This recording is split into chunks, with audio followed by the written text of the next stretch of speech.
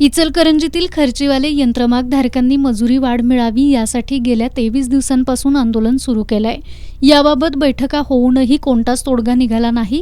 अखेर सोमवारी माजी आमदार सुरेश हाळवणकर यांनी पुढाकार घेत प्रांताधिकारी कार्यालयात खर्चीवाले यंत्रमागधारक आणि ट्रेडिंग असोसिएशनच्या पदाधिकाऱ्यांची संयुक्त बैठक घेतली।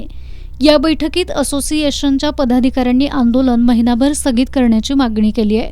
मात्र याला आता खर्चीवाले यंत्रमागधारकांनी नकार देत मजुरी वाढीचा आजच निर्णय घ्यावा अशी मागणी केली। यामुळे बैठकीतील वातावरण काही काळ तापलं होतं। त्यानंतर माजी आमदार हाळवणकर यांनी मध्यस्थी करत दोन्ही बाजूच्या लोकांना शांत राहण्याचं आवाहन केलं। हाळवणकर यांच्या विनंतीनंतर खर्चीवाले यंत्रमागधारक आंदोलन पुढील 15 दिवस आता स्थगित ठेवण्यास तयार झालेत। तसंच 8 जूनला होणाऱ्या या बैठकीमध्ये सकारात्मक निर्णय घेण्याची अपेक्षा त्यांनी व्यक्त केली। प्रांताधिकारी दीपक शिंदे यांनी ट्रेडिंग असोसिएशनच्या पदाधिकाऱ्यांना 8 जूनच्या बैठकीत सकारात्मक भूमिका मांडावी, जो निर्णय होईल तो किमान पुढील 3 वर्षासाठी लागू राहावा, त्या काळात पुन्हा आंदोलनाची वेळ येऊ देऊ नये अशा सूचना केल्या।